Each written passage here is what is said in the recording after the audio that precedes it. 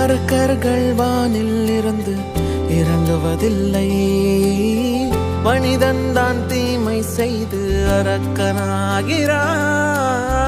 இதயத்தில் தர்மம் என்றும் உறங்குவதில்லை, இதை உணர்பவன் தானே மீண்டும் மனிதன் ஆகிறான். இங்கு எதை தேடி வந்தோம் என்று, எதுவாக ஆனோம் என்று அறியாதவன் மிருகமாகிறான். நான் யார் இறைவா, விடைத்தாய் இறைவா.